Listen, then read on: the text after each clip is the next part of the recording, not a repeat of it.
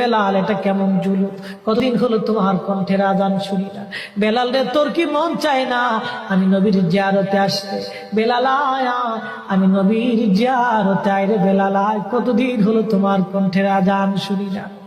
স্বপ্ন যখন নবীজি দেখাইছে, এ মুসলমান, হযরত বেলাল সুদূর সিরিয়ার দামেস্ক থেকে পাগলের মতো দৌড়াইলেন, পাগলের মতো ছুটে আসলেন।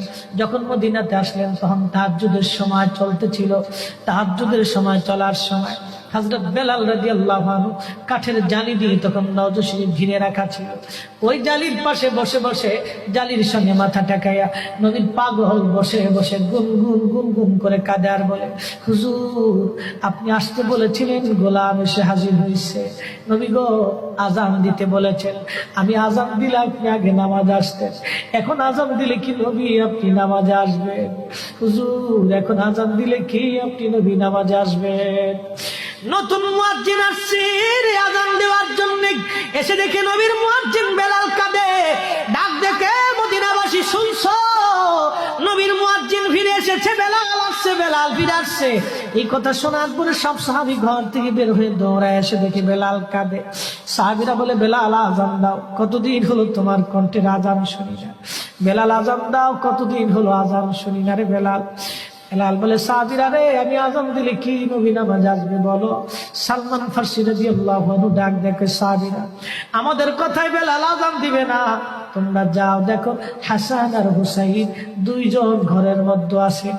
ইমাম হাসান হুসেন রাদিয়াল্লাহু আনহুমা যদি বলে তাহলে বেলাল অবশ্যই আজান দিবে। সালমান ফারসির পরামর্শে সাহাবীরা দৌড়ায় গেলেন। বর্তমান 7 নম্বর গেট বাবু সালাম বরাবর একটা মসজিদ আছে, মসজিদে আলী, এটাই ছিল হযরত ফাতেমা রাদিয়াল্লাহু আনহার বাড়ি।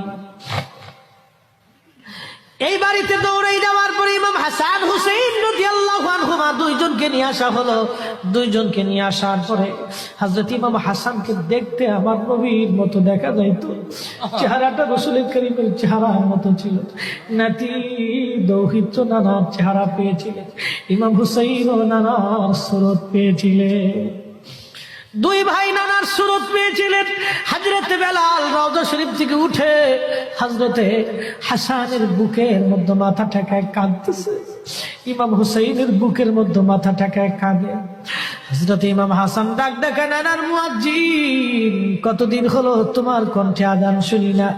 যেই কণ্ঠ দিয়া নানার আজান শুনাইতা, যাও গো ওই কণ্ঠ দিয়ে আমাদেরকেও আজান শোনাইয়া যাও। যখন হযরত বেলাল ইমাম হাসান এই কথা বললেন, হযরত বেলাল দৌড়ায় গেলেন।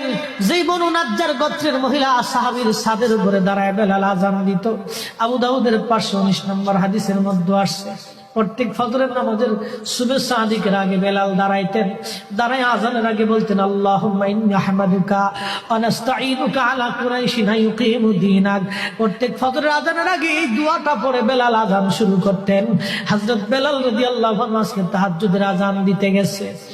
আজান দিতে যাওয়ার পরে হযরত বেলাল যখন আজান দিলেন, আল্লাহু আকবার, আল্লাহু আকবার, আজানের মধুর ধ্বনি সারা মদিনার রন্ধ্রে রন্ধ্রে ছড়িয়ে গেল।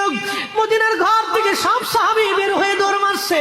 আবার যখন বলেন আল্লাহু আকবার, আল্লাহু আকবার, সব সাহাবী, মহিলা, বৃদ্ধ, বনিতা ঘর থেকে বের হয়ে দৌড় মারছে।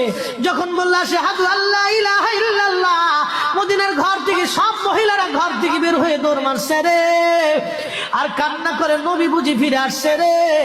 আবার যখন বলেন আশহাদু আল্লা ইলাহা ইল্লাল্লাহ, তখন মদিনার মানুষ কান্না করতেছিল, গুন গুন গুন গুন করে কান্না করে।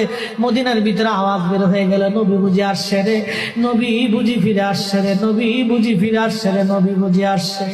হযরত বেলাল যখন বলেন আশহাদু আন্না মুহাম্মাদুর রাসূলুল্লাহ, মদিনার মাটিগুলি থরথর থরথর করে কেঁপে উঠছে রে। মদিনার মানুষের কান্না বেড়ে গেল। হযরত বেলাল অজ্ঞান হয়ে জমিনের মধ্যে পড়ে গেলেন, তিনি বেহুশ। নবীর আশিক বেহুশ হয়ে গেলেন।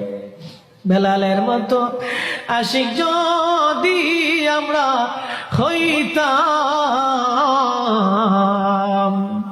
এ দুনিয়ায় নবীর দেখা পাইতাম, এ দুনিয়ায় নবীর দেখা পাইতাম।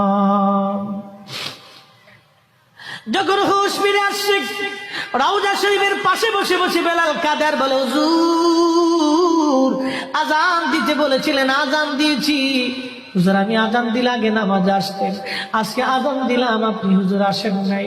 যে আজান দিলে নবী আসবে না, আমি বেলালে আজান আর কোনোদিন দিব না। হযরতে বেলাল কিছুদিন পরে কলিজা ফেটে নবীর বিরহ বেদনা সহ্য করতে না পেরে তিনি চলে গিয়েছিলেন পরপারে। কলিজা ফেটে, কলিজা ফেটে, কলিজা ফেটে। এইভাবে সাহাবীরা নবীকে ভালোবেসে গেছে। কত সাহাবী কতভাবে নবীকে ভালোবাসছে রে। হযরত আবু বকরের কথা বলছিলাম, আম্মা জান আয়েশা ডেকে বলে, হুজুর আপনি, আম্মা জান আয়েশার মনটা বেজার হয়ে গেল। আল্লাহর নবী ডাক দিয়ে বলতেছিলেন, আয়েশা রে মনটা তোমার বেজার কেন হয়ে গেল?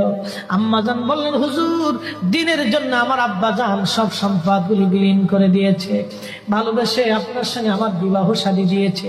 ইয়া রাসূলুল্লাহ, ভাবছিলাম আপনি আমার আব্বা জানের কথা বলবেন, যে আকাশের তুল্য নেক আমার আব্বা জানের আমল নামায় আছে।